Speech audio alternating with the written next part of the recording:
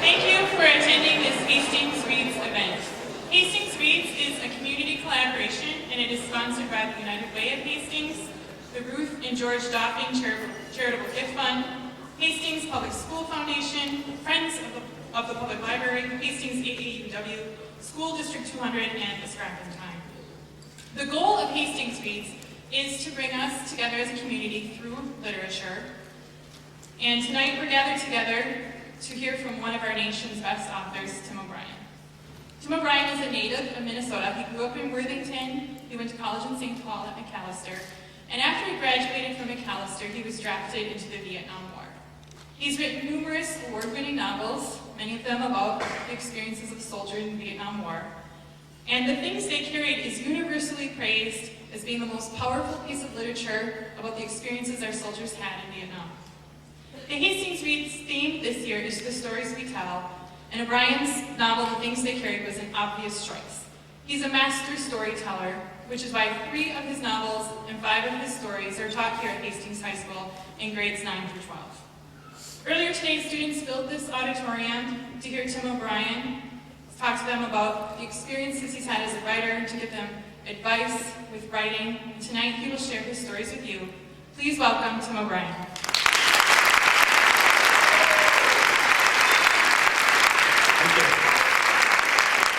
Thank you. Well, it's really great to be back in Minnesota. I haven't been here in, 10 years or so. My mom and dad lived down in Worthington up until about 10 years ago, and I come here quite often. So when Carrie invited me, it was a thrill not just to be invited to speak, but a thrill to go back to my hometown, Worthington, to see my brother, to reacquaint myself with your accent, my former accent, which I think I've pretty much lost now. This afternoon, I told a group of high school students I was talking to in this very auditorium that although I'm probably best known for my books about Vietnam, I did not then and still don't think of myself as a soldier. I was a draftee, and it's not quite the same thing as somebody who voluntarily goes over and does it all. I think of myself as a writer. And even as a kid growing up in Worthington, I had dreamed about someday being a writer. I had the experience in Worthington of playing a kind of crappy shortstop for the Ben Franklin Little League team. I couldn't field, I couldn't hit, couldn't run, couldn't throw. Otherwise, pretty good shortstop. And I remember a day so vividly that made me into a writer as much as anything that happened to me in Vietnam. It was in the heat of August. I'd come off the baseball field off a particularly abysmal performance, booting ground balls and striking out. Trudging home thinking, I'm not going to be a professional baseball player. I just don't have it in me. And on the way home, I passed what was then the Nobles County Library, which was one of these old Carnegie libraries that used to just dot the Midwest. There are a few still left, I think, but ours is gone in Worthington. In any case, I passed the library, I went inside, feeling really dejected. And I went to the children's section and found a book called Larry the Little League that I read in, maybe an hour. It's a short juvenile, book for kids. And in this book, the kid Larry could do everything I couldn't do. Kid could hit, run, field, and throw. He was a great baseball player. I remember going over to the librarian and asking for a pad of paper and a pencil, which he gave me.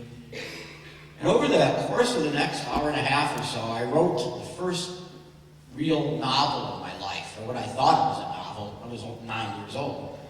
But it seemed like a novel to me. It was probably 30 pages long, handwritten. the title of which was Timmy of the Little League. It was a direct ripoff of Larry of the Little League in every regard. I mean, copying sentences and just plugging my name in. Wherever Larry was, I put Timmy.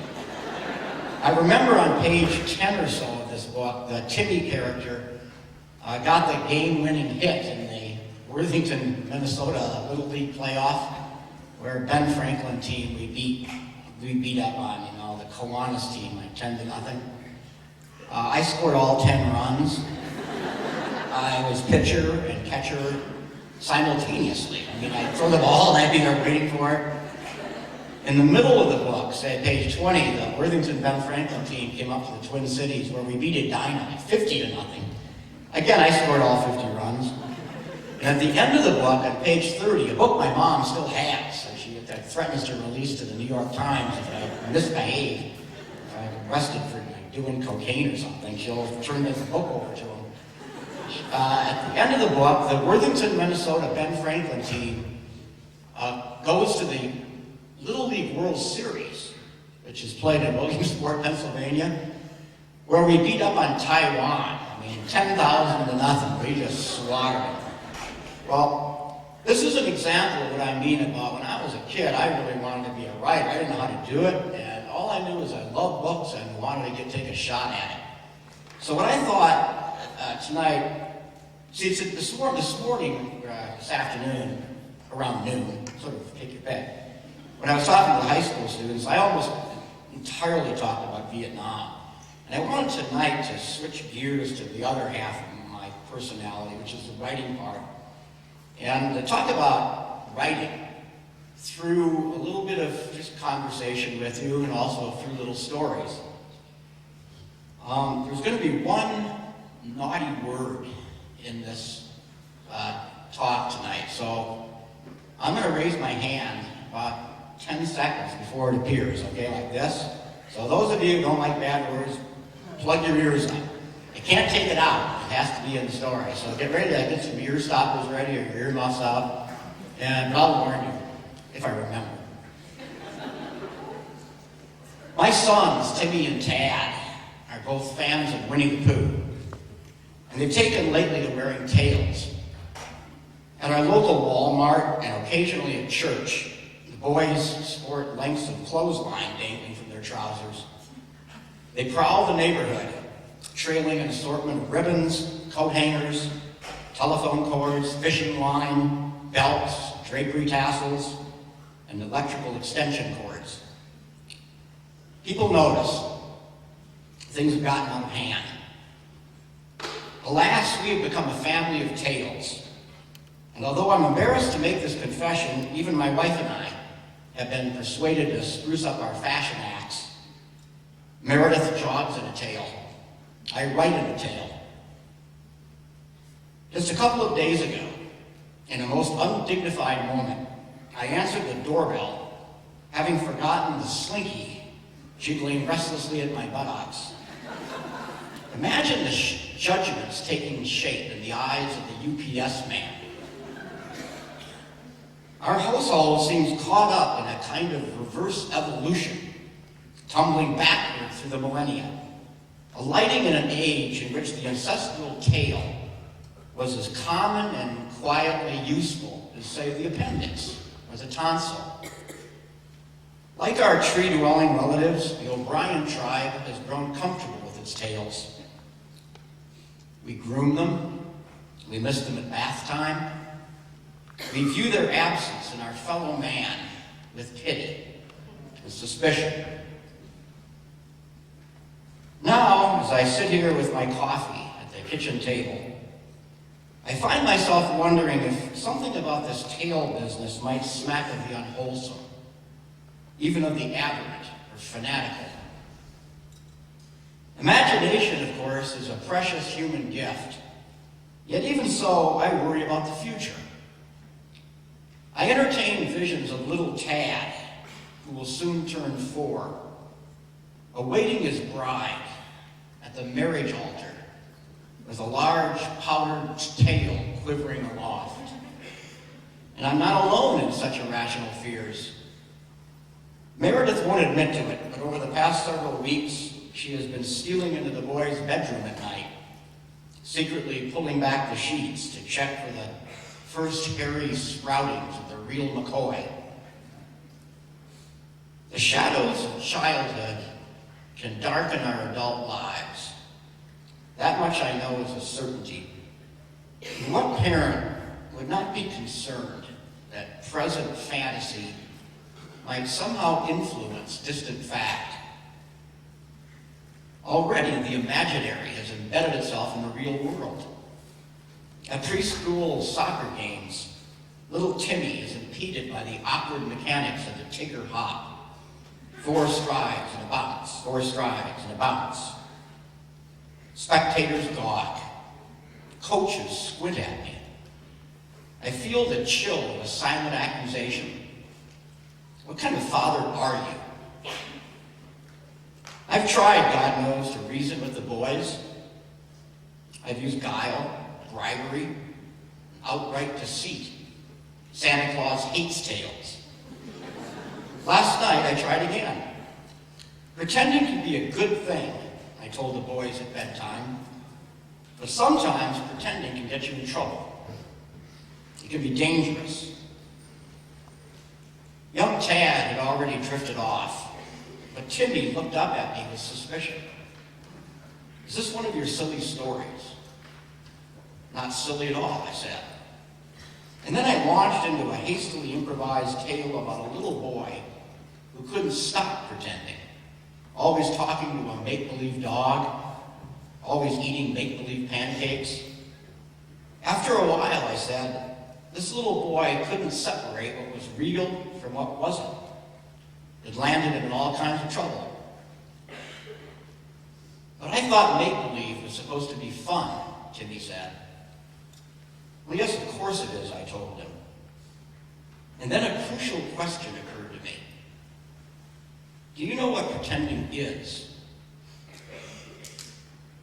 For what seemed a long, long time, I listened to the whir of a 5-year-old's mind in motion. Well, actually, Timmy said, using his favorite and only 4-syllable word. Actually, I guess it's like when you go away on trips. Sometimes I dream about you. I dream about how you'll come home from the airport and bring me surprises and play with me. I get sad when you go away, and so I pretend you're not gone. Is that bad? I told him no. It wasn't bad. When you go away, Timmy said, sometimes I write your name in the sandbox. I pretend you're pushing me on a swing or making funny faces at me. I nodded. The whole issue of tales had suddenly dissolved into something pale and something trivial. The thought struck me that I should begin cutting back on the travel. Maybe cancel that trip to Hastings. Fewer airports. More conversations such as this one. I kissed the boys goodnight. What about your story? Timmy said. What happened to that little boy who couldn't stop pretending? Nothing bad, I said. He grew up. I left the bedroom and went off in search of Xanax. Well, this little anecdote is offered tonight as kind of a prelude to, but also as an illustration of what I want to talk about, which is the role of imagination in the writing of fiction, the role of pretending. In general, this topic is born out of writing workshops, in which I've noticed almost always to my alarm that classroom discussion in high schools or even in college workshops that have to do with writing almost always revolves around issues of verisimilitude or believability or accuracy. Declarations such as these abound. I didn't believe in that character. I need to know more about that character's background. I can't see that character's face. I don't understand why that character would behave so stupidly or violently or whatever. Now, these are obviously all legitimate questions, but for me, as a reader, just an ordinary reader of books, the more dangerous problem with bad stories is almost always a lot less complex. I'm bored. And I would remain bored even if the story were packed with pages of detail aimed at establishing believability. I believe in the story, yeah, but I still hate it. To provide background and physical description and all the rest is vital to fiction, but it's vital only insofar as such detail is in the service of a richly imagined story, rather than in the service of good botany or good philosophy or good geography. Let's say, for example, that a story is set in Nigeria. No matter how much detail is offered to help me see and smell and hear Nigeria, if the story itself doesn't surprise me or delight me or enchant me in some way, all that detail is mere information, which better belongs in a travelogue or an encyclopedia entry. I might be wholly convinced of the setting, yet wholly sedated by the story. Or, to say it a different way, the research might be a resounding success, but the drama a dismal failure. The failure almost always is one of imagination. What if, for example, one were to tell a bedtime story to a kid that went like this? Batman weighed 188 pounds. His hair was black. His complexion was fair. Young Batman grew up in Sioux City, Iowa, where he spent an unhappy and decidedly disturbed childhood. His grandfather was well known in town as the man who had invented the machine that lays down lane stripes on highways all across America. Batman's mother was an insomniac. She could sew pretty well. She loved a good pork chop. The church Batman attended was made of limestone. His school was a brick structure. The family car was an Oldsmobile. Well, I could pile on other such detail for pages, even towards infinity. I could go on forever. But my sons would probably finally end up demanding that something happen. Some unusual and dramatic event. Pork chops and highway stripes only go so far for a kid. For a child, and maybe for an adult as well. A better story, although not a great story, might begin this way. When Batman was 6 years old, he grew a big, bushy tail. Often it popped right out of his pants. This was embarrassing, of course, especially in a place like Sioux City, Iowa, where tails were out of fashion among Midwestern kids. As a result, Batman had no friends. Kids hated him. Kids laughed at him. One day after school, as Batman was walking home, his tail dragging in the mud behind him, he looked back and saw that he had painted a long, dark stripe on the center of the road. His grandfather, who happened to be driving by, took note of this, and of how that stripe neatly divided the road into two separate halves. What a wonderful way to prevent collisions, thought Batman's grandfather. If only that stripe were yellow. That night at dinner, Batman's grandfather talked with great excitement about building a machine that would replicate what he had witnessed on the road that day. We'll make millions, maybe billions, said Batman's grandfather. We can finally get out of this cruddy town. No one else at the dinner table seemed impressed. Pass the pork chop, said Batman's mother. But the next morning, undaunted, the grandfather tied young Batman to the rear bumper of the family Oldsmobile and handed him a can of yellow paint. Just dip in your tail whenever it runs dry, said the grandfather. A nice straight line. And so, for miles and miles, Batman painted a neat yellow stripe up and down the streets of Sioux City, Iowa. past limestone churches and past brick schoolhouses. Not a month later, the city's accident rate had dropped dramatically. Batman suddenly had friends. A parade was held in his honor. Sioux City, Iowa became known, and is still known today, as the safest city in the safest county in the safest state in America. And little Batman had his first sweet taste of what it was to be a hero, almost a superhero. Although to this day his tail remains an appendage he takes great care to disguise. You probably haven't even noticed it. Now, I certainly don't claim literary merit for this example, but I do think that a kid would pay attention. A chuckle here, a raised eyebrow there.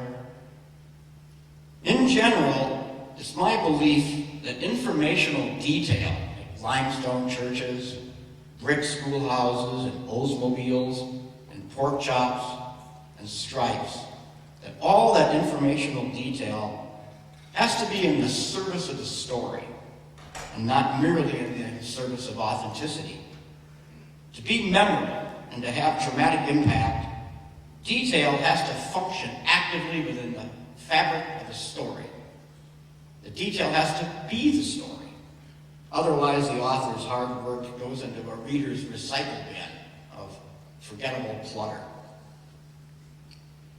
Now, when I talk about a well-imagined story, I mean a whole bunch of things. But I want to start by listing a few things that a well-imagined story is not, at least in my opinion as a writer. A well-imagined story is not generic. It hasn't been lifted off the shelf at your local literary Walmart. A well-imagined story is not predictable, or at least not wholly predictable. A well-imagined story is not melodramatic. It doesn't rely on purely villainous villains or purely heroic heroes. A well-imagined story does not use formulae in place of inventiveness. It does not substitute cliché for fresh vision. A well-imagined story does not rely on coincidence or happenstance for its dramatic effects. A character named Lance, let's say, who just happens to be walking by at the very instant another character named Brandy, the unrequited love of Lance's life, emerges from the doctor's office with her stinking new diaphragm. A well-imagined story does not rev up bland, everyday events with lurid, purpley, overwrought language. For example, a well-imagined story would not include a sentence such as this one. With an explosive, rocket-like thrust of his legs, Lance jumped for joy at the heartwarming vision of Brandy's snow-white diaphragm.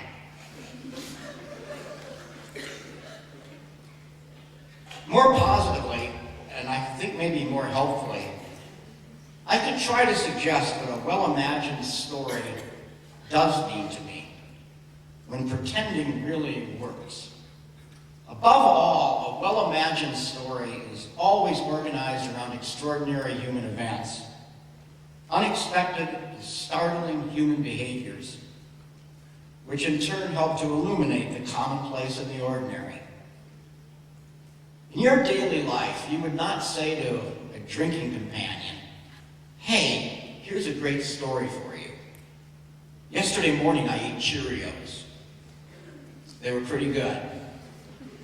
Then I went off to work. It was boring. I left the office at 5 o'clock sharp. That night I ate a steak. Not a great steak, but a pretty darn good steak. I went to bed about 9.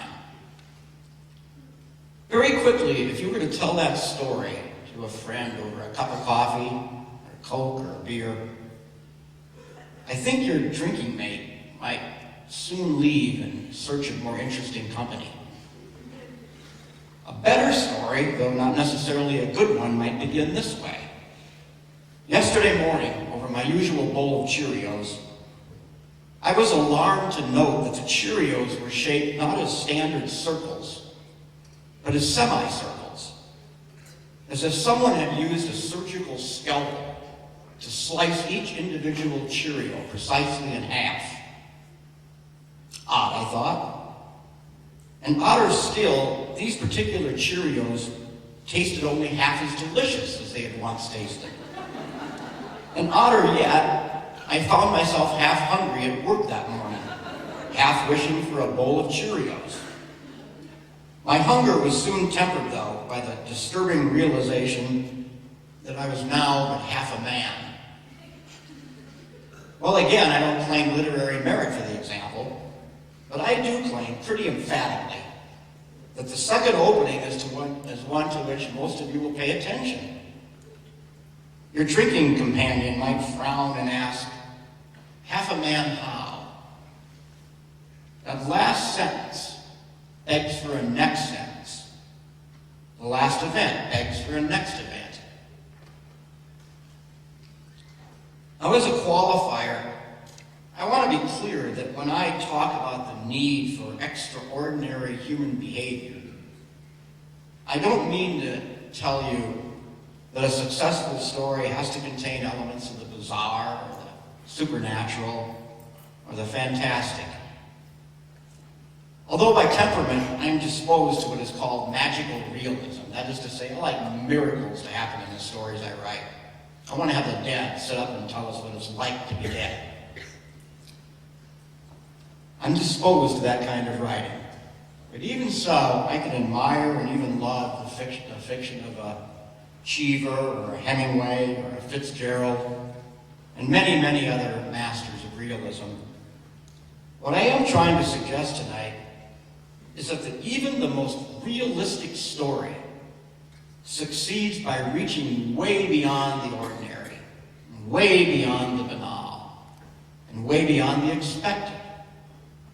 Even if your goal is to depict ordinary human beings in ordinary human settings, the story must still find striking and dramatic and unexpected ways to accomplish this.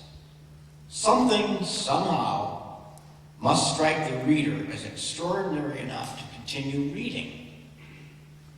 And certainly in the work of those masterful realists I listed a second ago, you will find on every page examples of what I mean by extraordinary human behavior, incidents of surprise and delight. To vividly imagine and to vividly render extraordinary human events is the hard-lifting, heavy-duty, day-by-day, unending labor of a fiction writer. To close your eyes and imagine something fresh, something new, something that wasn't borrowed from last night's rerun of Starsky and Hutch or Laverne and Shirley, something that's all yours and doesn't belong to some other writer. That's the hard work, not the making of sentences, but to imagine a story that hasn't been read before.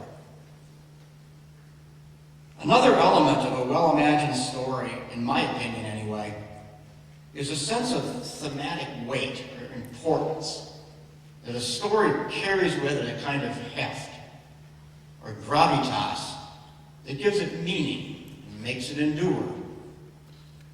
Inventing just a nifty, extraordinary set of behaviors for our characters isn't enough.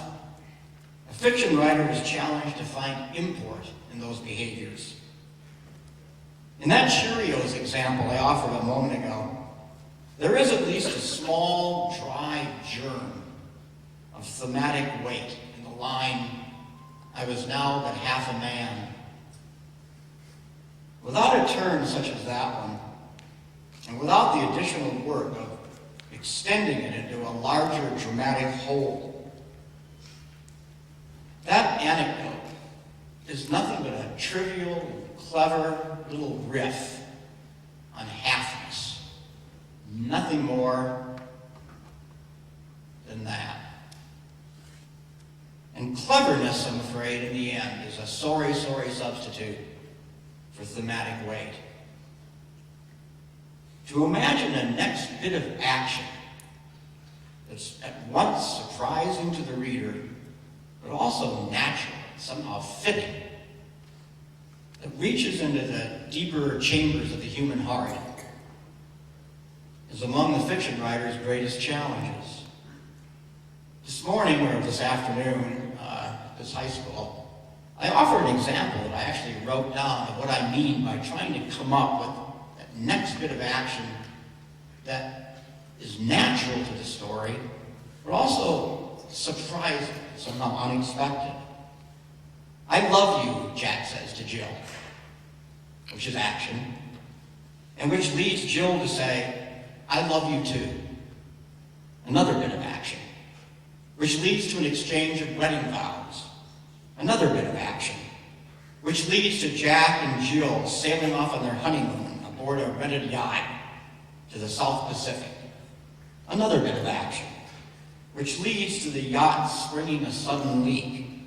Another bit of action, which leads to the yacht's swift sinking, which leads Jack to appropriate for himself the only life jacket aboard the yacht, which leads Jill to fetch into her lungs more than a pail of water, which leads Jack to contemplate as he floats upon the vast Pacific the contours of his pitiful and cowardly life.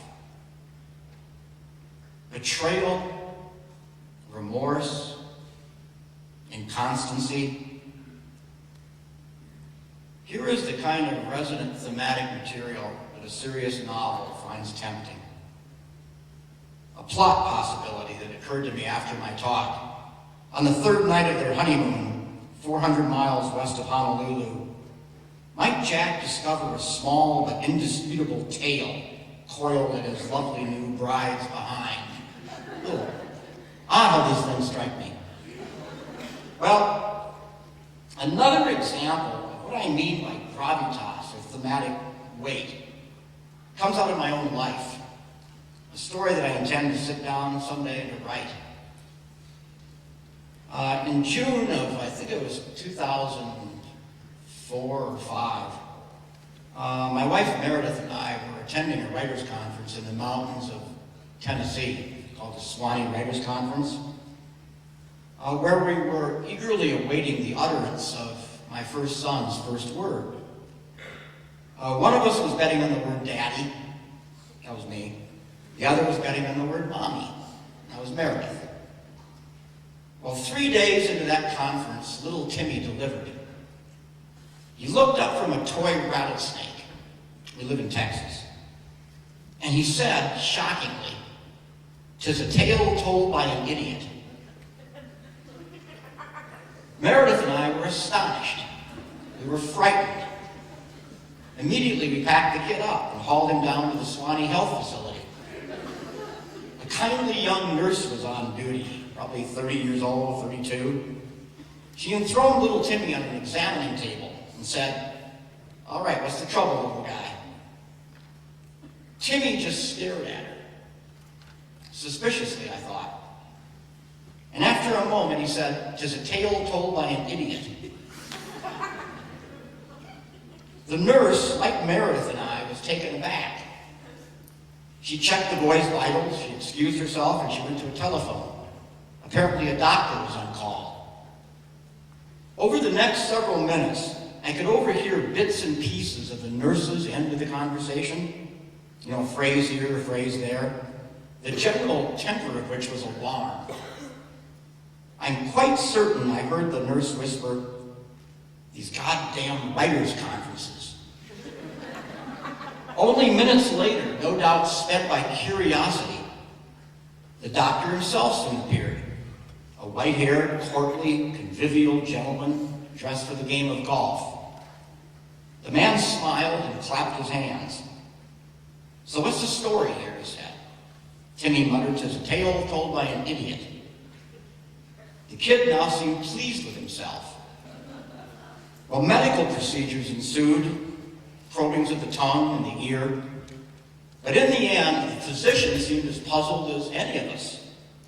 He scratched his head.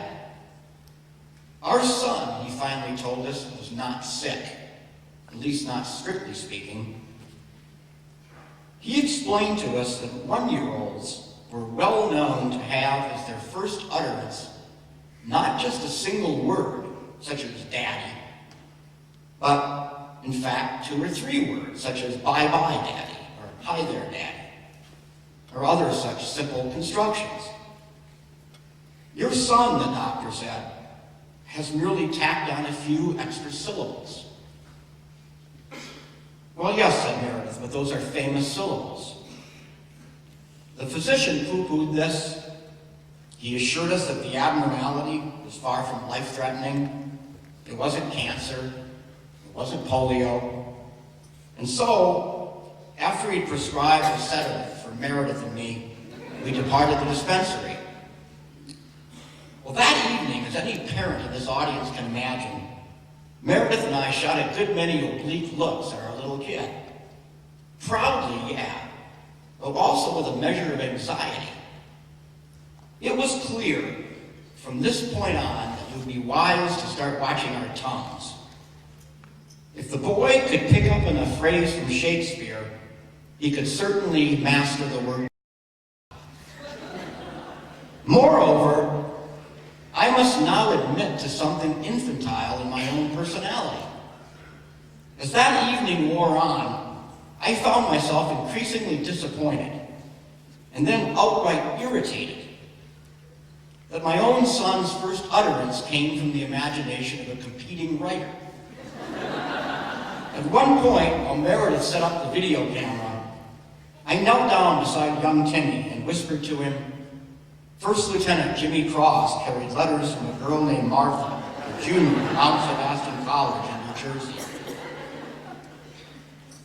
Well, once again, I don't claim this little anecdote represents a piece of literature, but I do believe that in certain sympathetic hands, like those of a Lewis Carroll, author of Alice in Wonderland, or a Donald Barthelme, or the Brothers Grimm, or any other writer with a sensibility suited to the comical and to the grotesque, might make an interesting piece of fiction out of this little anecdote. I myself, in fact, might try it someday, adding, subtracting, taking what is now a trifling little sketch off into the realm of a full story. What I would not do, almost certainly, is play any longer with Shakespeare. I take the story somewhere else, virtually to any other somewhere else. I try to surprise myself. I try to find some new narrative direction for the story to take, away from Shakespeare and towards something else. And while trying to sustain something of the humor, I'd also begin keeping an eye peeled for gravitas, or thematic weight, hoping that the tale might elevate itself above the eccentric or the entertainingly slight. I would trust those first paragraphs, the ones I just read to you, to carry me toward that next dimension. What if late that same night, Timmy were to cry out in his sleep, "Alas, Babylon"? Or what if the next morning, perched in his high chair, he were suddenly to bay, "I ain't nothing but a hound dog"? Or what if a month later, at a sunny beach along the ocean, he were to whisper, "Bye-bye, Daddy," and then toddle off into the water and sink beneath the waves?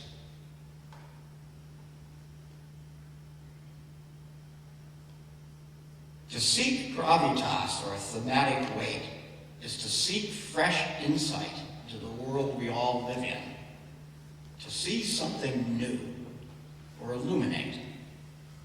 And of course, to seek fresh insight is to avoid the predictable, the familiar, the wholly logical, the already written, the movie you saw last week, the bestseller you read last month, the classic you almost finished back in college. To trust a story is to trust, as I said earlier, your own imagination, and not the imagination of some literary predecessor.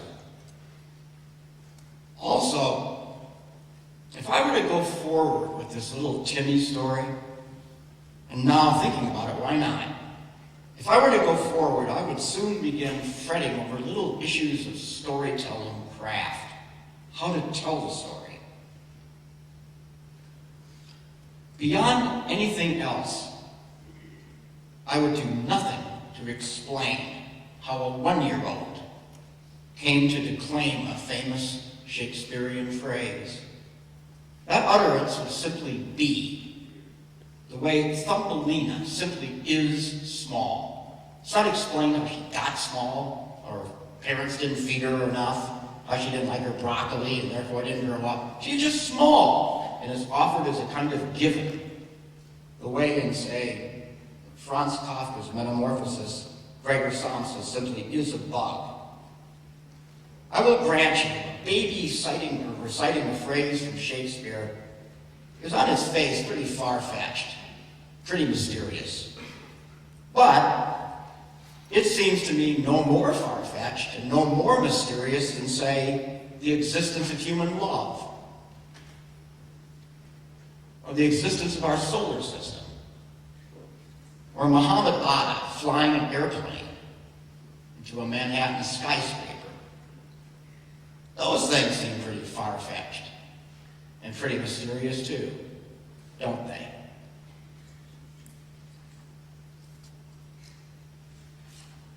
Up to this point, I realize I have not addressed the topic many of you probably came here thinking you'd hear about.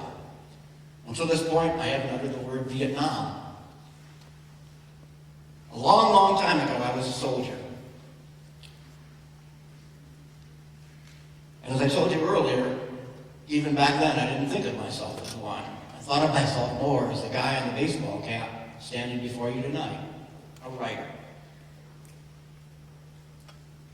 And yet, even when I'm writing about Vietnam, the stuff I talked about tonight is what dominates every second of my writing life. Not memories of Vietnam, not war stuff, but instead, how best to tell a story that will somehow make you chuckle, or bring a tear to your eye, or make your stomach vibrate as you hear about the war. I want to give you one example. It's only like a minute and a half long, out of the things they've carried, of a passage where I was challenged to write something where I was imagining out of whole cloth a scene so that you would feel something of what I felt back in Vietnam all those years ago. There was a story about how Kurt Lemon had gone trick-or-treating on Halloween, a dark, spooky night. And so Kurt Lemon put on a ghost mask and painted up his body all different colors and crept out across a paddy to a sleeping village. Almost stark naked, the story goes. Just boots and balls and an M16. And in the dark, Lemon went from hooch to hooch, ringing doorbells, he called it.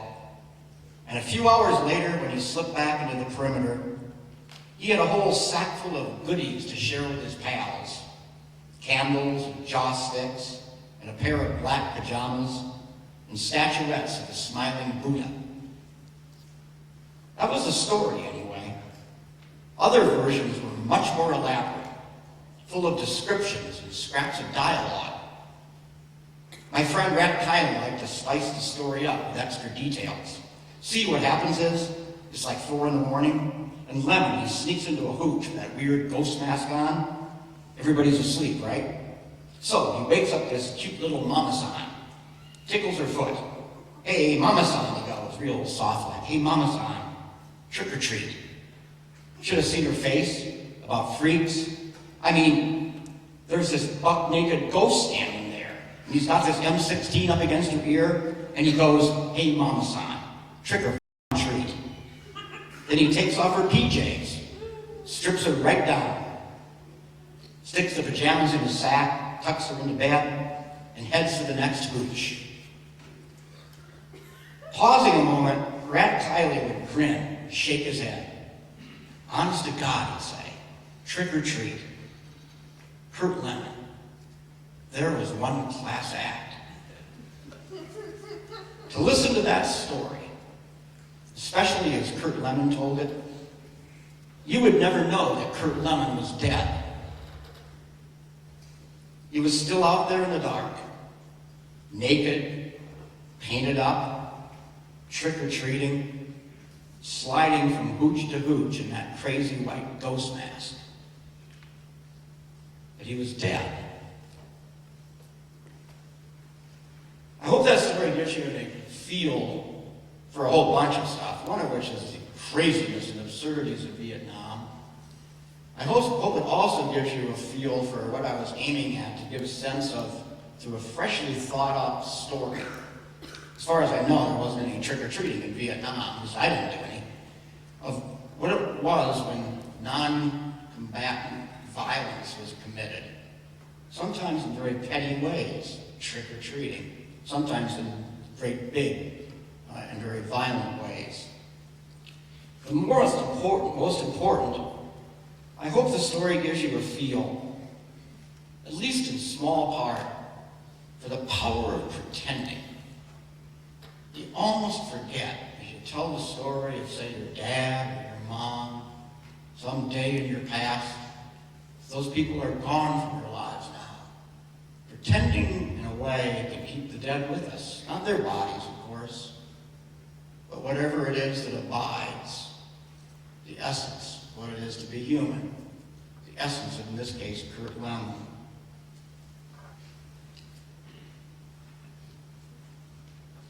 As I wait for my sons to awaken on this Wednesday morning in March of 2009, just before boarding that airplane for Minneapolis, I find myself more or less surrendering to tales, at least for the time being. As a father, I realize I have much to learn, or much to relearn, about the power of pretending.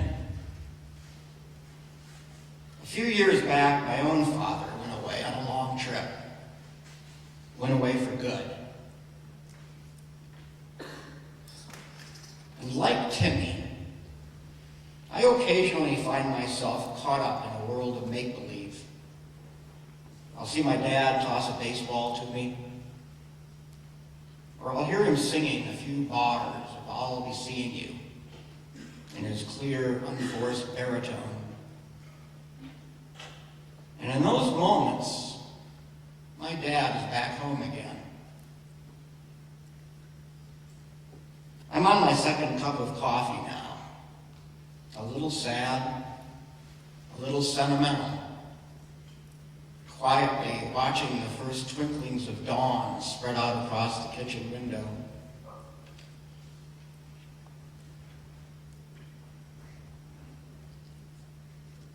Human race, I realize, may have lost something when we shed our tails all those eons ago. But we gained something too. We learned to live not just in the unconscious present, the way chipmunks live, but we learned to live in a flow of history and in the possibilities of a miraculous future. True, we cannot bound skyward like Tigger with a thrust of our mighty tails. But we can close our eyes and fly to our Father's arms.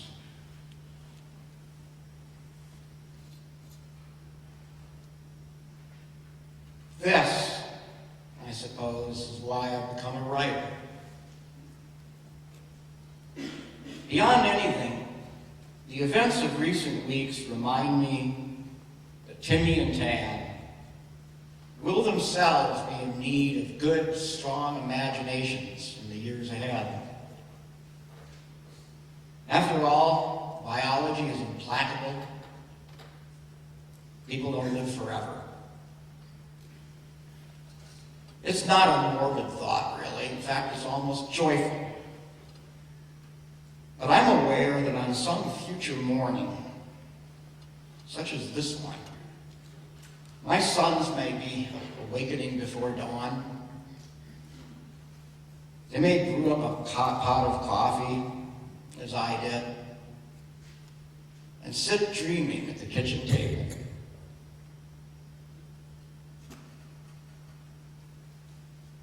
Maybe they'll imagine me coming home from the airport.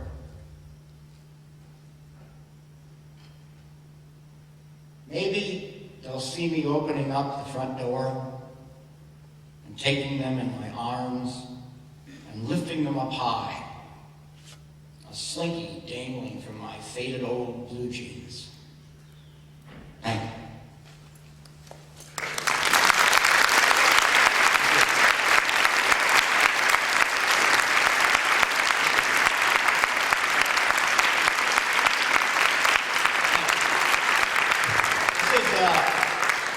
This is the part that's called Q&A, questions and answers. And I'm the answer guy, you're the question guy, so I don't know what I would ask of a novelist either, so don't feel bad if nothing pops into your mind. Yes? Questions, what did I study at McAllister? I majored in political science, but I did take a boatload of English classes. I mean, a lot of them, probably almost enough to major. And so I was sort of jointly studying government and writing. Yes? Have you had any conversations with other Vietnam War vets about your novels? Like, what has their response been? Question is if I had conversations with other Vietnam vets about my work. And the answer is yeah, I had a lot. For those who were in combat, I mean, Vietnam was not one homogenized thing. It was like almost as many wars as there were soldiers. Because what you go through depends on what your job is and where you are in the country and what year you're there. I mean, if you're, say, a clerk, you remember typing a lot. If you're an artillery guy, you remember loud artillery. If you're a helicopter pilot, you're looking down on a war. If you're a foot soldier, as I was, you're seeing little blades of grass. But if you, among combat veterans or guys who are out in the field, I think by and large they seem to like the books. More importantly, though, to me, are the conversations I've had with the sons and daughters and wives and mothers of Vietnam veterans who will say to me, you know, my son or my husband or my father won't talk about it. And I felt that, you know, through your book, I got some access to what is going on in that person's head that's so silent. And those conversations are a lot more meaningful to me than those from veterans, because veterans know what they've been through. I don't have to tell them. They don't need me. But maybe their wives do, and maybe their kids do. I had a letter from somebody in Minneapolis, actually. This is not too long ago, in the last year. I can't paraphrase this without wrecking the letter, but it was from an elementary school teacher. God, I hope not in Hastings. But maybe, I can't remember. Maybe so. It said, Dear Tim O'Brien, for years my dad didn't talk about the war. There was tension in my family. My mom and dad were having big trouble. And she said that as a little girl, she didn't understand the nature of the trouble. She thought if the house was just full of this endless tension, as if something like a grenade would explode. Then she said when she got to college, she went to St. Olaf, and she introduced her dad to the things they carried, who read it. And for the first time, they began talking about his experience in the war, and where he articulated some of his feelings about what he'd gone through. The surprising part of the letter was that when she said, my dad suddenly looked at me and said, you know, your mother never loved me. And to have that utterance come out of a man's mouth about a marriage, and having that utterance engendered by a book that I wrote, it's an amazing thing, where that kind of honesty comes out of a work of literature. You don't expect that. So the touching thing about being a writer in the end really has little to do with Vietnam. It has more to do with the human heart, just in general. Yes, sir. How do you find the strength to expose yourself to all of us in the way that you do in your novels? And you could also think of it as kind of an audacity. Mm-hmm. Well, it's amazing what caffeine and cigarettes will do, for one thing. I mean, I'm a veteran smoker. The Army's got me started and I haven't stopped. I got to find a way. Back in those days, for those of you in the audience who remember that era, I mean, cigarettes were like, okay. And not only okay, they were given to us free of charge in our sea rations. That's how I started smoking. And one way or another, that war is going to kill me. It hasn't stopped yet. Less facetiously, my answer is that I don't have any choice. That I have one life to lead, I'm a writer, and I'm not going to lie. And so the choice is between trying to be guarded and talk around things, the way you hear things talked around in talk shows all the time, where you feel euphemisms are being used, and people are gliding to be polite around subjects. And literature is not a polite enterprise. Literature is an enterprise for truth-telling. As much as I don't like using, for example, dirty words in my private, real conversations, I'm not going to avoid them in a book about a war. Men are going to speak in my books the way they speak in wars, and if you don't like it, watch how you vote. Stop voting for wars, and you won't hear that kind of talk anymore, at least not as much. So that's how I feel about it. That my job is to be as honest as I can. So I don't feel like I have any choice. I don't look at it as audacity or courage. I just feel that that's what I want to do with my life. Yes? I was just wondering about some of the characters in the music area. Are they actual people or are they, so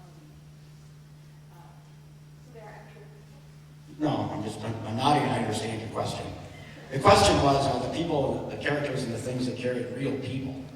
And I nodded. The nod meant only that I understood the question. They're not actual people any more than Huck Finn is an actual person. But Huck Finn was based on a real person, that Mark Twain knew. Very loosely based, but nonetheless based.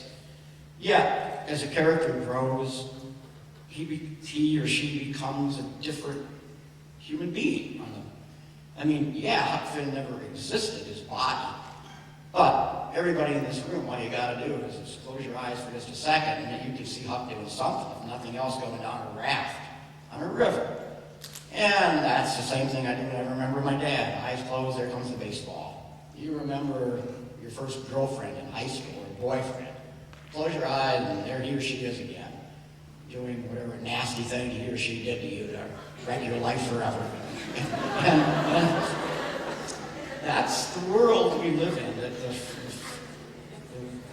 the characters are all born out of real people I knew, but just scraps of, not the real person, but just scraps of who that person was. A memory here, a memory there, and then I make up the rest.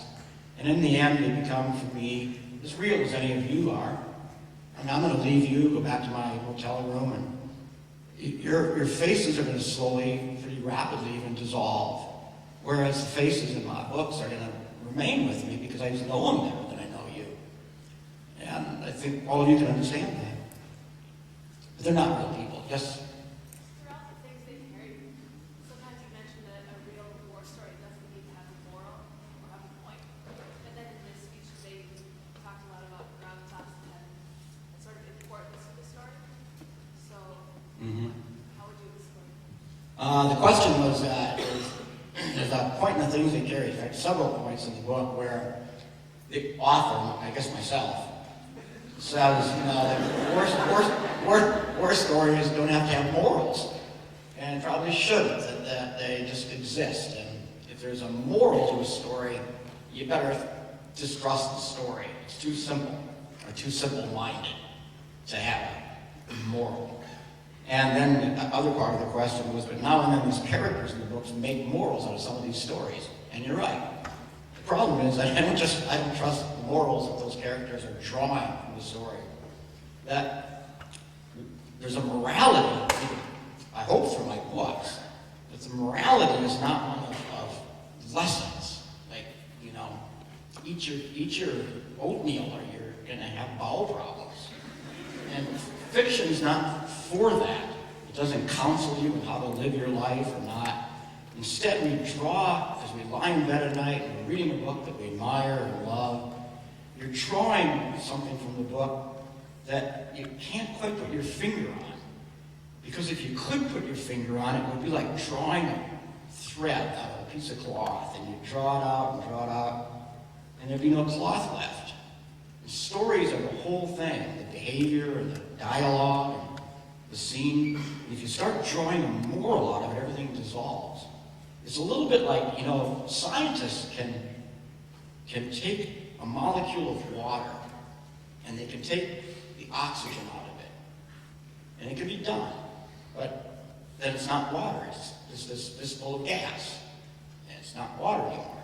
And I feel a little bit the same way about morals and stories. I'd rather just, when I read stories I like, the most profound response I can have is, oh, or wow, or something like that, as opposed to standing in front of, say, the Mona Lisa and dissecting the brushstrokes. I mean, you can do it, and it is done, but it's not inappropriate, and it's not unintelligent just to go, whoa, and feel your heart do something, which is what the artist finally wants. I don't write to be analyzed. I don't know how many books written about me now, but enough to make me puke. I haven't read any of them because my object is not to be analyzed. My goal is to be read and have something happen to somebody's stomach or throat or whatever, not to be analyzed. Yes. There's a part in the things they carry that when you're staying with your old man, when you're on the boat, and you were saying how you wanted to go to Canada, but you were too a coward, you were a coward, you didn't have the strength to run away from the war, and because you were a coward, you were to fight the war. I thought that very interesting, like, as far as that would be the kind of opposite of what most people would consider. So I was wondering if that was actually how you felt about it, or was it kind of like a turn of phrase, or just kind of a clever way of looking at it, the duality of it? No, I meant it pretty literally. I mean, there are points in the book that are just me talking, and that's one of them. That I made up the story on the Rainy River. I've never been there. I've been close, and I've been in northern Minnesota, but no Elroy, no Tip Top Lodge. It's invented. But at the end of the book, at the end of the chapter, rather, when I don't know what the word is, ending the chapter, the line, I was a coward, I went to the war, is meant to strike back at John Wayne and this kind of standard mythologies of what courage is. It doesn't have to be just going to war. Courage can also be saying no to war. If you're doing what you think is the right thing and you take the consequences, that can be brave too. The fact of the matter is I was opposed to the war. I thought it was wrong. And I went anyway. Probably killed people. I certainly got wounded myself, and I watched a lot of other people die. And the right thing and the brave thing for me to have done would have been to say no. I didn't have the courage to say no. Now you can analyze it. You can say, well, I was young. I was 20 years old. And I would tell myself, God, Tim, you don't know everything. Maybe LBJ's right. You don't know all the CIA reports, and maybe there's some reason for the war you don't know about. Nonetheless, we all operate essentially in these informational with limitations. We don't know everything, and you still have to make choices, and you have to make the best choice based on what you know, how old you are, how smart you are. You do your best. And I was knowingly copping out. The truth is I was too embarrassed to say no. That's the bottom truth, which is I come from a small town, and I didn't want my dad and mom sitting in the Gobbler Cafe in downtown Worthington and listening to some farmer sitting behind him saying, hey, did you hear what the O'Brien kid did? Sissy went to Canada. And I can imagine my dad's eyeballs meeting my mom's eyeballs and how they'd look at each other and the sadness they would feel. And I couldn't deal with that image in my head of being embarrassed in front of people in my hometown. So I went to the war, which on the surface, I guess, looks like a brave, thing to do. But in my case, I'm not saying everybody's this way, all the other soldiers, I'm talking about me. That was not a brave thing to do. I will submit to you, though, that among the guys I served with in Vietnam, very, very few of them went to that war to stop communism or to, help the Vietnamese toward democracy. They went to the war because everybody else was going, and it's hard to say no. The peer pressure's on you, and it's hard in our society to say no. Yes. Is there a certain reason why the water buffalo scene stuck out quickly more than a lot of the soldiers' deaths? Yeah, the water buffalo scene is in this is a scene, for those of you who remember the book, there's a scene in which Rat Kiley shoots and shoots and shoots this little baby water buffalo, not to kill it, but to hurt it really badly. Shoots the ears, shoots the flanks, shoots the hooves, shoots the knees, shoots the ears off, shoots the nose, just shoots and shoots. Why is it there?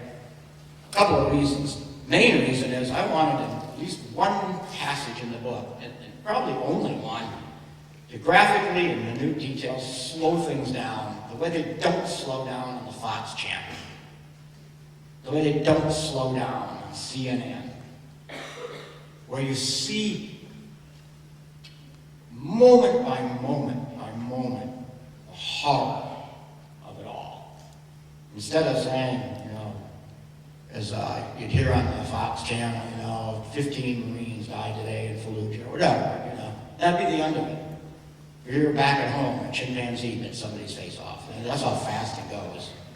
But to slow down, and I wanted to do it in a way that it was this business I was talking about in my speech tonight, in some extraordinary way that we haven't seen before. Anybody who's seen a war story, or a movie, read a book about war, is going to expect the deaths of human beings. That's going to be the pivotal emotional moment. But I wanted a moment that was different, that was out of the ordinary, that would stick to your memory the way it apparently stuck to yours. That baby water buffalo taking the brunt of it, a mere animal. And then to make you feel something, even though you may eat hamburgers every night, or every other night, and love your barbecue and your steaks, and even then make you feel something for this innocent victim of the war. So I needed a moment like that was somehow out of the ordinary. I also wanted to get to a point at which I wanted this character to say, that scene concludes with the character saying, well, that's Nam for you. Garden of Eden. Over here, man, every sin's real, fresh and original. The play off of Garden of Eden, Garden of Evil. And then to say, over here, man, and Nam, every sin is real, fresh and original. Meaning, if you do it, the sin is brand new to you. There may have been a trillion murders in the past, but if you do one, murder's fresh, and it's original, because it's original to you. The way war felt to me, and to all my fellow soldiers in Vietnam. There have been thousands of wars in the past, millions of dead. But to us, and to soldiers right now in Iraq and Afghanistan, I can promise you, it's fresh, and it's original, and it's never happened before. Not for them. And I wanted to get to that point with that baby water buffalo scene. Maybe time for one more question. I think. I don't know. I've lost track of time. Okay. Way up there. What was your most memorable chapter in the things they carried? Couldn't hear that one as well. Your most memorable chapter in the things Most they memorable? carried? For me, the one that I guess means the most to me now, it didn't at the time, but now it does, is the last chapter. Because it's one of the few chapters in the book that's really, really rooted in reality. It zooms out of the real world, but it starts in a real experience of a little girl I knew when I was in 4th grade. I loved her, and she loved me. And then she died. She had a brain tumor. And I recount this story about little Linda out of my life in Worthington. And near the end of the story, the Timmy character wakes her up in imagination and asks her, what's it like to be dead? The way I'd like to wake up my father and say, what's it like to be dead? I'd like to wake up some of my friends from Vietnam and say, what's it like? All these years, you've missed all this life, you died when you were 20, what's it like? And she says, in the book, the character says, well, it's not so bad. It's like being in a book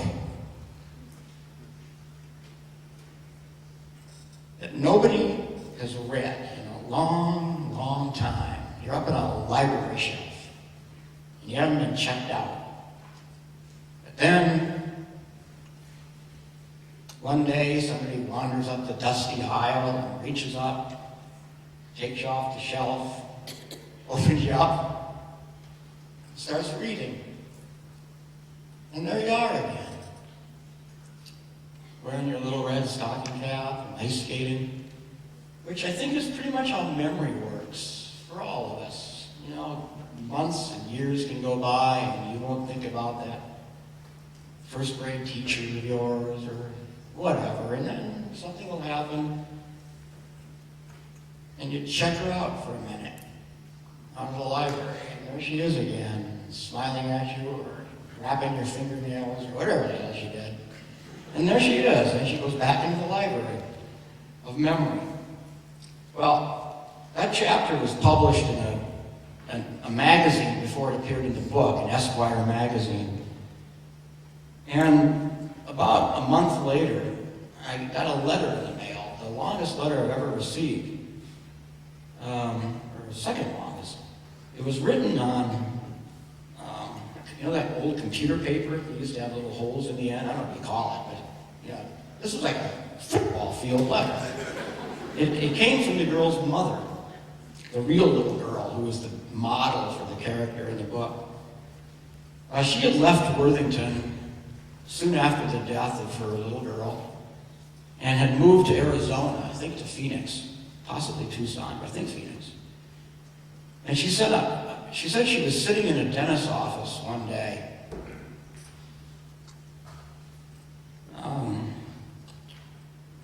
waiting to get drilled. And she picked up Esquire, and it was just lying there, and she saw my name on the cover, so she knew I was from Worthington. She knew I'd taken her little girl to the movies when we were in 4th grade. And she started reading the story, and there suddenly was her little girl. She said in her letter that she thought, the mother thought, that she was the last person on the planet to remember that little girl. She'd been dead for 40 years, longer, 44 years. And she said her husband was gone and all her relatives were gone. She was living alone, and she thought I was the last bearer of memory of this pretty little girl who was gone all this time. And to be sitting in a dentist's office, to open up this page and see her daughter talking, literally recreating the book image of the book. That is, that thing about I'm going to live inside a book. Here she's in a magazine. It's just happening in a dentist's office. So she said she put the magazine down, didn't get drilled, went home, wrote me the letter. So you can see in answer to your question why that story takes on special meaning for me. Not just because of the emotional stuff of the letter, but because it's what I was writing about. That was what I wanted to do in this book, was to give, not to return life to these people who were long gone, all my friends in Vietnam. I couldn't do that. But I could make them live in a different way, the way all of us are eventually going to live, which is on the pages of memory, those that love us and survive us, which happens with books all the time. That was what was most moving about that story for me. I want to say thank you to my hosts here at Hastings. It's been a great stay. And I want to thank all of you for coming out on such a really cruddy night to come see me. Thank you.